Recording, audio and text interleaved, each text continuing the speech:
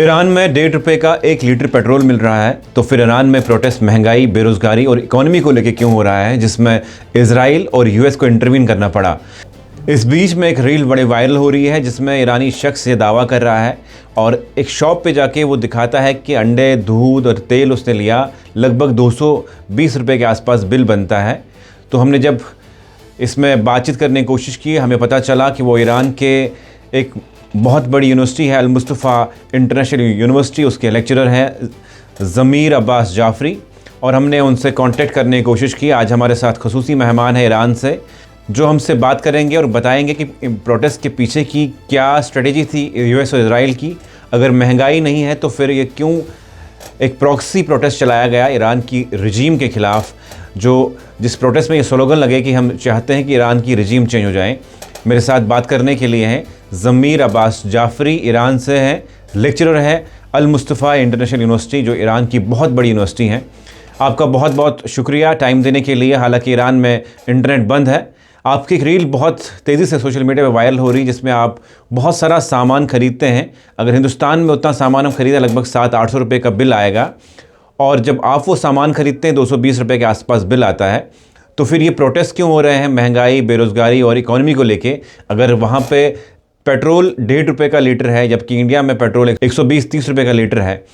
तो इस प्रोटेस्ट के पीछे किसका हाथ है और ये प्रोटेस्ट क्यों हो रहे हैं फिर? जी हाँ, तो यहीं पर आपके लिए मैं सीरीज ऑफ इवेंट्स के ईरान में राइट्स कैसे शुरू हुए मैं भी आपके व्यूअर्स के लिए क्लियर कर देता हूँ। तो दिसंबर के लास्ट वीक में प्रोटेस्ट हुए और जेन्युइन प्रोटेस्ट हुए इकोनॉमिक प्रॉब्लम्स और हार्डशिप्स की वजह से और इन्फ्लेशन की वजह से और महंगाई की वजह से।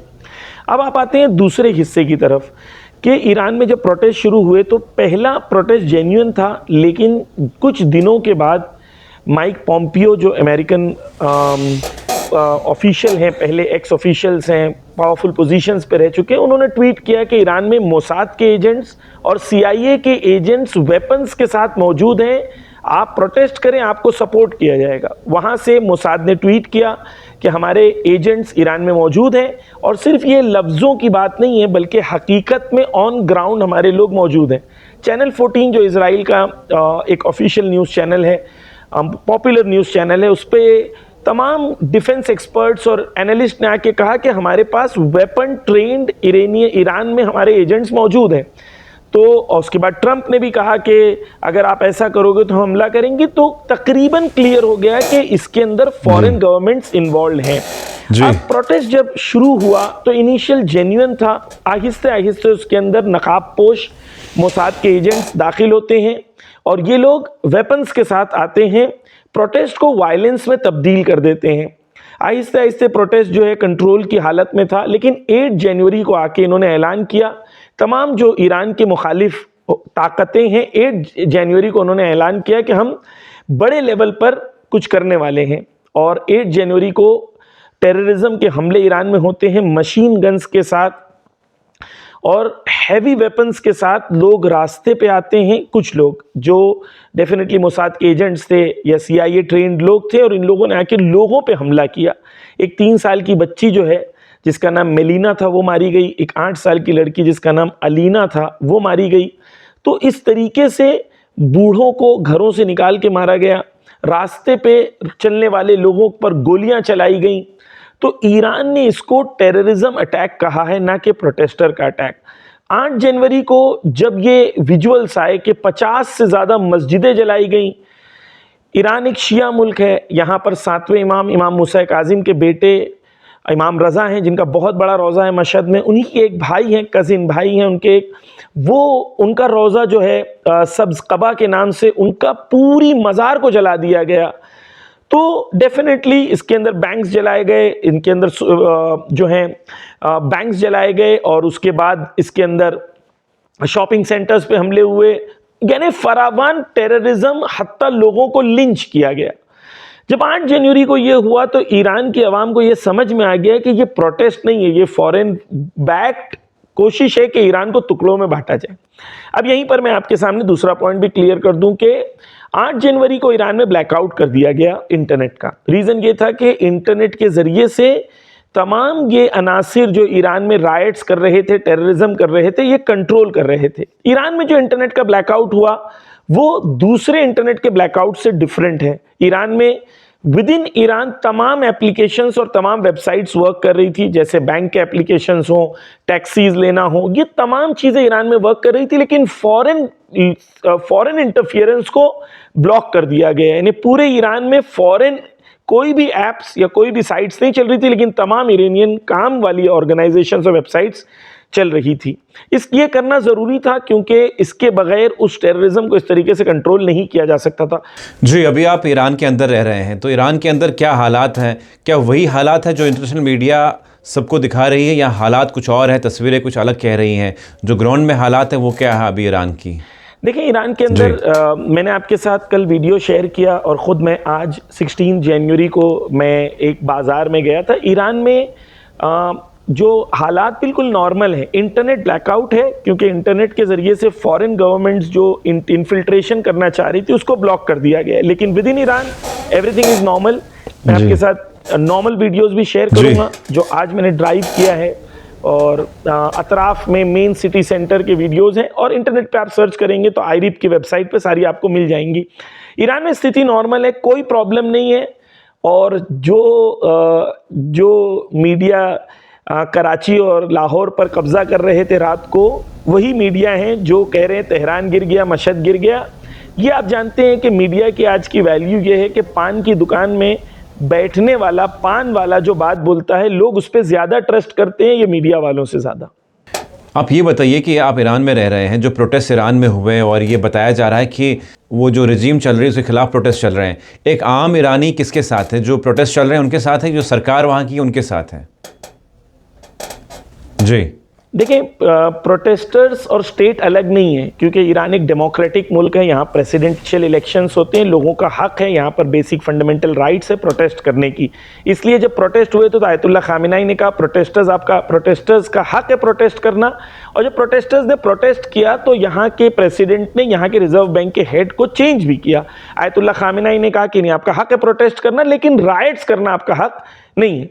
तो प्रोटेस्टर्स और गवर्नमेंट दो अलग चीज नहीं है, ये बहुत क्लियर है। वेस्टर्न एजेंडा है, वेस्टर्न क्योंकि वो एक बहाना बनाना चाहते हैं ईरान में हमला करने के लिए। जैसे इराक में वेपन्स ऑफ मास डिस्ट्रक्शन था, जैसे लीबिया में किया, जैसे सीरिया में किया, वैसे ईरान के अंदर। लेकिन ईरान की आवाम समझदार आवाम है। यहाँ 7000 साल पुरानी सिविलाइजेशन है।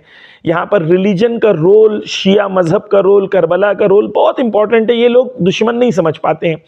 तो यहाँ पर हमारे लिए क्लियर होना चाहिए कि ईरान सीरिया नहीं है, ईरान वेनेजुएला नहीं है, ईरान लीबिया नहीं है, ईरान की आवाम यूनाइटेड है। तो प्रोटेस्टर्स प्रोटेस्ट कर रहे थे जो उनका जेन्युइन हक है। राइटर्स राइट कर रहे थे जिनको रोक दिया गया।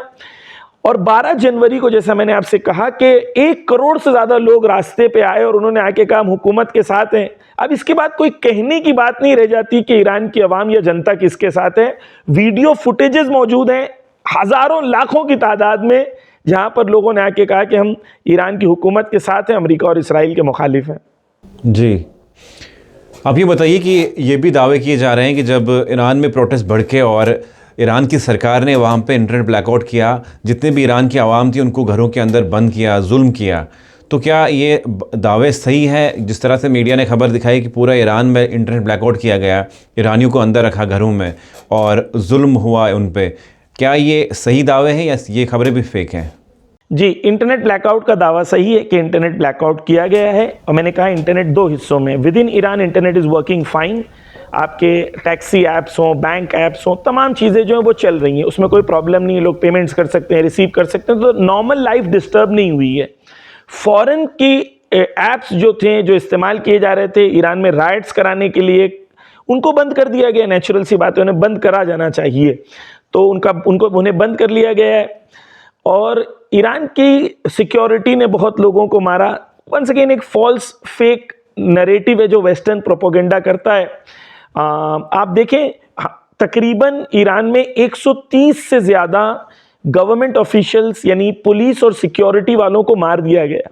ये लोग जो राइट्स करने आ रहे थे, इनके हाथ में चाकू थे, तलवार थी, इनके पास मशीन गन्स थे। ईरान में कुम के अंदर 2 शहीदों के लाशें जब आए तो एक शहीद का लाशा 6 हिस्सों में काट के फेंक दिया गया था। ये प्रोटेस्टर्स हैं, ये राइटर्स हैं, ये लोग जालिम हैं। जो लोग तकरीबन 130 से ज़्यादा जो मेरे जहन में इस वक्त फिगर है कि पुलिस और सिक्योरिटी को इन्होंने मारा है, क्योंकि पुलिस को हक नहीं था कि पुलिस गोली चला सके, इसलिए पुलिस इतनी तादाद में और सिक्योरिटी ऑफिशियल्स मारे गए। अगर इन्हें आज़ादी होती गोली चलाने की तो इतनी तादाद में पुलिस और सिक्योरिटी ऑफिशियल्स मरते नहीं। जी, ये बताइए कि जो ईरान के सुप्रीम लीडर हैं, क्या लोग उनके साथ खड़े हैं, या जो प्रोटेस्ट लोग कर रहे हैं, जो प्रोटेस्टर्स हैं, या ईरान की जनता उनके साथ खड़ी है? अभी ईरान में जो हालात है, किसके साथ लोग खड़े हैं? क्या लोग चाहते हैं कि जो आयतुल्लाह अली खामेनी है, जो आवाम है ईरान की, वो किसके साथ अभी खड़ी है? जी देखिए, मैंने दोबारा 12 जनवरी की आपसे बात करूंगा और बिल्कुल क्लियर है कि उसमें लाखों की तादाद में आयतुल्लाह खामेनी के फ़ोटो के साथ आए लोग, उन्होंने उनके फेवर में नारे लगाए। तो लेकिन नेचुरल एक कंट्री जो 9 करोड़ की कंट्री है, वहाँ पर कुछ लोग होंगे जो मुखालिफ भी होंगे। तो ये तो नहीं कोई कह सकता कि कोई मुखालिफत ही नहीं है, वो बेवकूफ़ होगा, वो ये कहेगा। लेकिन हाँ, मुखालिफत है। लेकिन अगर आप 200, 500, 1000, 2000, 5000, 10,000 लोगों को सैंपल बना के कहो कि 9 करोड़ लोग उनके मुखालिफ हैं, तो इसे प्रोपोगेंडा कहते हैं, जो वेस्टर्न गवर्नमेंट्स और वेस्टर्न मीडिया जिनका काम ही ये है। और 1 करोड़ लोग रास्ते पे आए तो एलन मस्क कह रहे नहीं ये वीडियो जो है AI जनरेटेड है। बस एलन मस्क वो इडियट है जिसने रिसेंटली रूबियो ने, जो अमेरिकन ऑफिशियल है, उसने किसी ने ट्वीट किया और कहा कि हम इनको ईरान का प्रेसिडेंट बनाना चाहते हैं। तो वो कहता है 100% अग्रीड। यानी इतना इंपीरियलिज्म इनके अंदर भरा हुआ है, और ये लोग, इनकी क्या बात है। एनीवेज, ईरान की आवाम आपके लिए क्लियर है, वीडियो फुटेजेस मौजूद हैं, लाखों की तादाद में, अगर करोड़ ना कहा जाए तो कम से कम लाखों की तादाद में तो आप कह ही सकते हैं कि उन्होंने आके साबित किया कि वो रहबर मौज़म हज़रत आयतुल्लाह खामेनी के साथ हैं। जी, जिस तरह से वेस्टर्न मीडिया ये दावे कर रही है कि ईरान एक अनस्टेबल कंट्री है, उसके साथ साथ US और इजराइल भी ये बात कर रहा है कि ईरान की इकॉनमी बिल्कुल कोलैप्स हो गई है। तो ये जो ग्राउंड पे क्या ये एलिगेशन सही साबित हो रहे हैं, या कैसी हालात हैं? क्या आपको लगता है कि जो वेस्टर्न मीडिया US इजराइल कह रहा है वो सही है, या जो आप क्या कह रहे हैं? देखिए, बहुत इंपॉर्टेंट है, बहुत अच्छा सवाल है कि ईरान में स्टैंडर्ड ऑफ लिविंग बहुत हाई है, जनरली बहुत हाई है। यहाँ पर क्वालिटी ऑफ लाइफ बहुत अच्छी है। जैसे मैंने कहा, एजुकेशन, हेल्थ केयर फैसिलिटीज़। मैंने तकरीबन अराउंड 800 किलोमीटर्स या 1000 किलोमीटर्स मैंने ड्राइव किया ईरान में। कुम से मैं मशहद गया था। तो ये पूरे रास्ते को जब हम देखते हैं तो इंफ्रास्ट्रक्चर बहुत बहुत अच्छा है, और टोल जो हमने पूरे रास्ते में भरा वो 100 रुपया था, और पेट्रोल जो पूरे रास्ते में खर्च हुआ वो 500 रुपया था। यानी आप सोचें कि ये ईरान में क्वालिटी ऑफ लाइफ है। Education high quality government schools में मिलता है। यहाँ की यूनिवर्सिटीज़ टॉप लेवल पर हैं। मसलन शहीद बहिश्ती यूनिवर्सिटी दुनिया की टॉप 50 यूनिवर्सिटीज़ में आती है इंजीनियरिंग में। आप देखें, ईरान के अंदर रिसेंटली ईरान टॉप 9 कंट्रीज़ में वर्ल्ड में है जो स्पेस टेक्नोलॉजी में इस वक्त ईरान की रैंकिंग टॉप 9 कंट्रीज में है। न्यूक्लियर साइंस में ईरान टॉप 5 कंट्रीज में, बायोटेक्नोलॉजी में टॉप 20 कंट्रीज में। और आप दुनिया के अंदर जो रिसर्च होती है कैनेडियन इंस्टीट्यूट से अगर आप जाके पूछेंगे तो वो ये कहेंगे कि ईरान का ग्रोथ दूसरी कंट्रीज के मुकाबले में 2 टाइम्स रहा है सिंस 1979। तो ईरान में जिस तरीके से प्रोपोगेंडा किया जाता है, ईरान की औरतें बहुत दबाई गई हैं। आप देखें, खुद जाके आप स्टैटिस्टिक्स देखें, खुद गूगल कर सकते हैं, आप रिसर्च कर सकते हैं। खुद मैं व्यूअर्स को इनवाइट करूंगा कि ईरान में जो यूनिवर्सिटीज़ उसमें 50% से ज़्यादा फीमेल्स हैं। यहाँ के इंजीनियरिंग और टॉप लेवल के कोर्सेज के अंदर 55% से ज़्यादा हैं। ईरान के प्रोफेसर्स और लेक्चरर्स में 30% से ज़्यादा फीमेल्स हैं। ईरान की इस वक्त ट्रांसपोर्ट मिनिस्टर एक औरत, एक लेडी, एक महिला है। उसी तरीके से आप ईरान के अंदर औरतें देखें हर सेक्टर में। अभी रिसेंटली एक वीडियो बहुत वायरल हुआ था जहां पर तकरीबन 25 to 30 इयर्स के स्पेस साइंटिस्ट बैठे हुए थे और उन्होंने 3 स्पेस में मिसाइल्स भेजी थी और उनके सिग्नल्स के लिए रुके हुए थे। जैसे ही सिग्नल आया तो ये खुशी से झूमने लगे। तब ईरान टॉप 9 कंट्रीज में पहुंच गया था। आप देखिए, इसमें से जो ये लड़के लड़कियां बैठे थे उसमें लड़कियां थी अक्सर, यानी अक्सर ना कहूँगा तो 50% लड़कियां थी। और अल्हम्दुलिल्लाह हिजाब के साथ, दीन के साथ मुक़य्यद, दीन को फॉलो करने वाली लड़कियां थी अल्हम्दुलिल्लाह स्पेस टेक्नोलॉजी में। तो ईरान के अंदर क्योंकि क्वालिटी ऑफ लाइफ अच्छी है, यानी यहाँ पर जनरल लेवल पर, तो डेफिनेटली थोड़ा भी डिस्टर्बेंस होता है तो लोगों की एक्सपेक्टेशन बहुत हाई है। हमारे यहाँ अनफॉर्चुनेटली, हम हिंदुस्तान से हैं, हमारा अजीज मुल्क है, लेकिन हमारे यहाँ एक्सपेक्टेशन ही इतनी लो है। आप देखें ट्रेन में धक्के मार के जा रहे हैं, चीज़ें नहीं मिल रही हैं, लेकिन मसलन आप दिल्ली में देखें एयर की क्या हालत है, पोल्यूशन की क्या हालत है, लोगों की एक्सपेक्टेशन ही नहीं होती है। हमारे यहाँ हॉस्पिटल्स की क्या हालत है, तो लोगों की इंफ्रास्ट्रक्चर की तरफ तवज्जो नहीं है और एक्सपेक्टेशन भी नहीं होने लगता है, सब हमें खुद ही करना होगा, जबकि ईरान में ऐसा नहीं है। तो definitely Iran as a country जो है, उसके पास जो पोटेंशियल है, जो रिजर्व्स हैं, ईरान इस वक्त दुनिया में 4th लार्जेस्ट ऑयल प्रोड्यूसर है और 2nd लार्जेस्ट गैस प्रोड्यूसर है। तो ईरान कंट्री के हिसाब से, मिनरल्स के हिसाब से, टेक्नोलॉजी के हिसाब से, जवानों के लिहाज से ईरान एक मजबूत मुल्क है। दुनिया को आके स्टडी करना चाहिए और मैं आपके व्यूअर्स को इनवाइट करूंगा कि एक बार ईरान आए तो ईरान की टेक्नोलॉजी, ईरान का इंफ्रास्ट्रक्चर आप खुद देखें तो आपको समझ में आएगा कि ईरान कहाँ है। जी, एक और अहम सवाल यह है कि जिस तरह से ईरान में प्रोटेस्ट चल रहा है और मीडिया में खबरें ऐसी हैं कि ईरान की जो एक नॉर्मल लाइफ है वो धर्म भरम हो चुकी है, लोगों की नौकरियां, जॉब्स, बिजनेसेस जिस तरह दिखाया गया है वो सब कोलैप्स हो गया क्योंकि इकॉनमी बिल्कुल ख़त्म हो गई है। यूएस ने बहुत सारी सैंक्शंस लगाई ईरान पे। तो क्या कियोस वहाँ पे ईरान में अभी भी है या ईरान की सरकार, बिजनेसेस सारी फंक्शनल है? देखिए, सिस्टम तो जनरली फंक्शनल है, लेकिन अगर आपकी सैलरी, आपके यहाँ अगर समाज में आपकी सैलरी एक सेट होती है और वो सैलरी सेट होने के बाद अगर समाज में चीज़ें 30-40% अगर महंगी हो जाती है तो डेफिनेटली सबको असर होगा, आपको, मुझे, सबको होगा। तो ईरानी आवाम को भी असर हुआ है।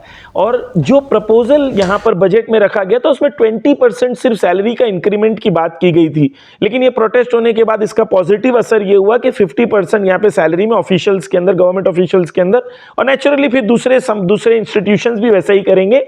तो ईरान के अंदर ये एक क्योस होने वाला है, कोलैप्स होने वाला है, ये उनके जहन में कोलैप्स हो गए हैं वो, इसलिए उनको लग रहा है कि ईरान में कोलैप्स होने वाला है। ईरान में सब कुछ नॉर्मल है। आपको मैं इनवाइट करूंगा कि आप एक बार ईरान आएँ, ईरान का इंफ्रास्ट्रक्चर देखें, ईरान की लाइफ देखें, क्वालिटी ऑफ लाइफ देखें। और ईरान में जब आएंगे तो हमारे साथ कुछ हमारे नॉन मुस्लिम फ्रेंड्स आए थे, एक बार गाज़ा जा रहे थे यहाँ से, तो उन्होंने आके वो क्योंकि यूरोप वगैरह भी जाते हैं, तो उन्होंने कहा था यूरोप में जो इंफ्रास्ट्रक्चर है तकरीबन वही ईरान में अवेलेबल है। मैं कोई चीज़ में ईरान को यूरोप से कमतर नहीं देख रहा हूँ इंफ्रास्ट्रक्चर के हवाले से। तो ईरान एक मजबूत मुल्क है, फंक्शनल मुल्क है, और सबसे ज़्यादा इंपॉर्टेंट ये है कि ईरानी जवान जो है वो एजुकेटेड है। ये दूसरे अरब मुल्कों की तरह नहीं है कि बाहर से लोग आके इनके लिए काम करते हैं, इनके पास सब कुछ खुद का है। मिसाल के तौर पर हमारे यहाँ ओला है, उबर है, इनके पास खुद का स्नैप है, यानी इन्होंने खुद डेवलप किया। इनके पास जो भी आप चीज़ें सोचेंगे इन्होंने खुद के लिए सब चीज़ों को खुद ही क्रिएट किया है। अभी कुछ चीज़ें हैं जहाँ पर वो पीछे हैं, जैसे मीडिया और टेक्नोलॉजी, मीडिया की टेक्नोलॉजी के अंदर इंशाअल्लाह मेहनत करेंगे तो वहाँ तक भी पहुँच जाएंगे। एक आखिरी सवाल ये है कि अगर आपने कोई इंटरनेशनल ऑडियंस जो आपको देख रही है उनको आपने कोई मैसेज देना होगा कि जो प्रोपेगेंडा से अलग रखकर ईरान को देखें, तो क्या मैसेज देंगे आप उनको? देखें, इंटरनेशनल ऑडियंस के लिए बिल्कुल क्लियर मैसेज ये है कि ईरान जो है एक ऐसा मुल्क है जो साम्राज्यी ताकत हैं, इंपीरियलिस्ट ताकतें हैं दुनिया में, उनके मुकाबले में खड़ा है। ईरान से ये बहाने, कभी हिजाब का बहाना, कभी डेमोक्रेसी का बहाना, कभी इलेक्शन का बहाना, कभी महंगाई का बहाना, इसके ज़रिए से ईरान में क्योस करके और ईरान के ऊपर कब्जा कर लेंगे, ये कभी भी मुमकिन नहीं है, क्योंकि ईरान में 2 करोड़ से ज़्यादा ऑफिशियल ईरान के अंदर बसीजी हैं, जो ईरान के वॉलंटियरिंग ग्रुप्स हैं जो गवर्नमेंट से को सपोर्ट करते हैं। तो ईरान के अंदर ये खुद जानते हैं कि ये रेजीम चेंज पॉसिबल नहीं है, ये सिर्फ ख्वाब है और इनके ख्वाब ही रहेंगे। 1, 2 ये है कि एक्चुअली ये क्यों हो रहा है, अमेरिका इजराइल ईरान के पीछे क्यों पड़ा है? कई वजह है। एक वजह यह है कि वेस्ट एशिया में, या मिडिल ईस्ट जिसे कहते हैं ये लोग, वेस्ट एशिया में इनका तकरीबन कब्जा था अंटिल 1990। जो चाहते थे कर सकते थे। पहली बार लेबनान में यह हुआ कि हिजबुल्लाह ने इनको दौड़ा के भगा दिया लेबनान से। सीरिया एक रूट बना जहां पर ये लोग, इनकी पकड़ कमजोर होना शुरू हुई। इसी तरीके से यमन 1990s के बाद एक ताकत में तब्दील हुआ, आज हूसी वहां पर एक ताकत बन के खड़े हैं। बाकी जितने इनके पपेट ममालिक हैं उनके अंदर आपस में भी जंगें शुरू हो गई हैं। सऊदी, यूएई, कतर, इनके दरमियान खुद कॉन्फ्लिक्ट्स हैं इस वक्त वेस्ट एशिया में। तो वेस्ट एशिया में जो इनकी पकड़ आज से 30 साल पहले थी वो नहीं है। और ये तमाम चीजों के पीछे जो रूट कॉज है वो 1979 का इस्लामी इनकलाब है। 1979 में इस्लामिक रेवोल्यूशन आता है और एक ऐसी गवर्नमेंट फॉर्म होती है जो कहती है हम इंडिपेंडेंट रहेंगे, ना अमेरिका की तरफ जाएंगे ना रशिया की तरफ जाएंगे, और ये इंपीरियलिज्म को चैलेंज करती है। अब ईरान के पास रिसोर्सेज भी हैं और ईरान कह रहा है हम अपने रिसोर्सेज को खुद यूटिलाइज करेंगे, अपनी जनता के लिए यूटिलाइज करेंगे। तो इन्होंने सैंक्शंस लगा, पहले इन्होंने इराक से हमला कराया, फिर सैंक्शंस लगाना शुरू किए, कई इन्होंने प्लॉट्स किए ईरान के खिलाफ। हर प्लॉट में ये हार गए, मुंह की खाए, लेकिन फिर भी कोशिश कर रहे हैं और वो फेल्ड एक्सपेरिमेंट्स को दोबारा करते हैं। अब दुनिया वो दुनिया नहीं रही। पहले मीडिया इनके हाथ में था, सोशल मीडिया नहीं था तो लोगों को पता नहीं चलता था। आज पूरी दुनिया जानती है कि ये बहाने करते हैं। गाजा में ये एक्सपोज हो गए हैं पूरी दुनिया के सामने। हमारा पैगाम यही है कि दुनिया दो हिस्सों में, एक जालिमों के साथ, एक मजलूमों के साथ। ईरान की सबसे बड़ी मुश्किल ये है कि ईरान गाजा वालों के साथ खड़ा है, फ़लस्तीन के साथ खड़ा है और दुनिया के मजलूमों के साथ खड़ा है, जालिमों का मुकाबला करने को कहता है। नेचुरल सी बात है, जालिम राजी नहीं होंगे। जालिम कभी भी नहीं चाहेंगे कि ईरान ताकतवर बने, लेकिन क्योंकि जो कौमें अपनी ताकत अपने इल्म की बुनियाद पर रखती हैं, हज़रत अली अलैहिस्सलाम कहते हैं अल-इल्मु सुल्तानुन, नॉलेज इज़ पावर। जो कौम इल्म के मैदान में आगे बढ़ती हैं, ईमान उनका अल्लाह की ज़ात पे मजबूत होता है और वो अल्लाह के वादों पे भरोसा करती हैं, उनके अंदर इत्तेहाद और यूनिटी होती है, ऐसी कौम को कोई नहीं हरा सकता और अमेरिका और इसराइल की औकात नहीं है कि वो हरा सके। एक सवाल जो आप कर सकते हैं अगर आप करना चाहें तो, कि ट्रंप और ने कहा था जंग होगी नहीं होगी, फिर कहा कि मैं मार दूंगा, फिर कहा कि नहीं मारूंगा। तो क्यों ट्रंप पीछे हट गया, क्यों अमेरिका पीछे हट गया? देखिए, अमेरिका ने ईरान पे हमला इसलिए नहीं किया क्योंकि वो नहीं कर सकता। क्यों? क्योंकि बिल्कुल ऐसा है कि देखें, पिछली बार 12 दिन की जंग हुई, इन्होंने सोचा था ईरान के हम लोग टॉप लीडरशिप को मार देंगे, ईरान खत्म हो जाएगा, कुछ होगा नहीं। रिजल्ट क्या हुआ? 24 आवर्स के विद इन ईरान ने रीग्रुप किया और मिसाइल्स भेजना शुरू किया। वो लोगों ने रिक्वेस्ट किया कतर के किंग से कि वो नेगोशिएट करें और सीज फायर करा लें। सीज फायर उनकी तरफ से था। तो एक बार मार खाने के बाद और सेम सिचुएशन में वो कैसे दोबारा हमला कर सकते हैं? ये हमला सिर्फ और सिर्फ मीडिया की हद तक है, इनके अंदर ताकत नहीं है कि ईरान पर हमला करें। देखिए, वर्ल्ड वॉर 2 के बाद एक फॉर्मर इजरायली प्राइम मिनिस्टर हैं, उनका एक इंटरव्यू आपको इंटरनेट पे मिल जाएगा। वो कह रहे हैं कि वर्ल्ड वॉर 2 के बाद अमेरिका ने एक भी जंग को कामयाबी से जीता नहीं है। बर्बादी की अफगानिस्तान में, लीबिया में, सीरिया में, इराक में, लेकिन कहीं इनको जीत हासिल नहीं हुई है, कहीं इन्होंने जीता नहीं है उस वॉर को। और ईरान एक अकेली कंट्री है वर्ल्ड वॉर 2 के बाद जिसने अमेरिकन एयरबेस के ऊपर 2 बार हमले किए, एक 2020 में, एक 2025 में। दोनों दफा ट्रंप प्रेसिडेंट था, दोनों दफा तमाचे खाने के बाद ट्रंप ने कहा कि हम जंग को आगे नहीं बढ़ाना चाहते, सीज फायर करना चाहते हैं। अगर ये लड़ सकता और इसके अंदर कुव्वत और कुदरत होती तो ये 2025 में लड़ लेता, जून में लड़ लेता। क्यों? क्योंकि ईरान ने मारा था, इनके पास एक्सक्यूज थी। नहीं लड़े क्योंकि वो जानते हैं कि 20,000 सोल्जर्स उनके मिडिल ईस्ट में हैं जो इनकी जद पर हैं, और अगर ईरान पर हमला होगा तो वो खतरे में होंगे। और तमाम अरब ममालिक से भी ईरान ने कहा है कि अगर सपोर्ट करोगे तो आप भी खतरों में रहोगे। तो ईरान पर इसलिए हमला नहीं हो रहा है क्योंकि ईरान जवाब दे सकता है। जब भी इन्हें लगेगा कि ईरान इतना कमजोर हो गया कि ईरान जवाब नहीं दे सकता, उस वक्त ये हमला कर सकते हैं। चलिए, बहुत बहुत शुक्रिया। मेरे साथ थे ज़मीर अब्बास जाफरी, जो लेक्चरर है अल मुस्तफ़ा इंटरनेशनल यूनिवर्सिटी ईरान के, और बातचीत करने की कोशिश की, हमने समझने की कोशिश की कि क्या ईरान में हालात हैं। जिस तरह से वेस्टर्न मीडिया एक प्रोपेगेंडा फैला रहा है, फेक न्यूज़ फैला रहा है, और ये मुमकिन और ये तय कर पाना बहुत मुमकिन नहीं है कि कौन सी न्यूज़ सही है और कौन सी गलत है। और ये कहा जा रहा है कि ईरान की इकोनॉमी, जॉब्स, बिजनेसेस करना बहुत मुश्किल हो गया है, वहाँ पे लोग, वहाँ पे सर्वाइव करना लोगों का बड़ा मुश्किल हो गया है। इसलिए प्रोटेस्टर्स बाहर आए और आयतुल्लाह अली खामनेई के खिलाफ प्रोटेस्ट कर रहे हैं। वो चाहते हैं कि रिजीम चेंज हो जाए, वहाँ पे नई सरकार बने जो ईरान के लोगों के बारे में सोचेगी। लेकिन हमने जो विजुअल्स दिखाए, आप तक खबरें पहुंचाई कि किस तरह से ईरान को बदनाम किया जा रहा है इंटरनेशनली, और वेस्टर्न मीडिया एक बहुत बड़ा प्रोपेगेंडा फैला रहा है ईरान के ख़िलाफ़। और अब देख रहे होंगे यूएस जो दावे कर रहा है कि मैं पूरे मुल्क में अमन अमान लाऊंगा, वो पहले वेनेजुला पे अटैक करता है और उसके बाद ईरान पे बार बार उनको थ्रेट्स दे रहा है, जबकि हर कंट्री के लोगों का हक है कि वो अपनी सरकार के खिलाफ प्रोटेस्ट करें। तो ये जायज़ नहीं है कि कोई कंट्री बाहर से उठ के उस कंट्री में इंटरवीन करे और वो चाहे कि मैं सरकार का तख्ता पलट करूं। ये किसी भी कानून में सही नहीं है, जबकि अमेरिका खुद लॉ वायलेट कर रहा है और इज़राइल बार बार फ़लस्तीन पे जुल्म करके, जबर करके फ़लस्तीन को तबाह बर्बाद कर दिया, वहाँ के बच्चों को भूखे मारा, और वो लोग आज बात कर रहे हैं अमन अमान की, पीस की पूरे वर्ल्ड के लिए। लेकिन आप तक ये रिपोर्ट पहुंचाने का ये मकसद था कि हमने ईरान में कोशिश की कि उस इंसान से बात करें जिसकी रील इंडिया में आज वायरल हो रही है, जो ये दावे कर रहा है कि जो प्रोटेस्ट हुए वो महंगाई को लेके नहीं थे, वो एक प्रोपेगेंडा था यूएस और इजराइल का कि वो अपनी कठपुतली सरकार ईरान में इंस्टॉल करें, उसके बाद जो मन चाहे वो करें, जैसे लीबिया में उन्होंने किया, इराक में किया, वेनेजुला में हुआ। उसके बाद वो चाहते थे कि मिडल ईस्ट में अपना दबाव बनाने के लिए सबसे सुप्रीम अभी जो सुपर पावर कंट्री है वो ईरान है, और ईरान कभी झुकी नहीं। और खुद ट्रंप ने कल बोला कि मैं ईरान पे कोई हमला नहीं करूंगा, और ईरान का शुक्रिया भी किया।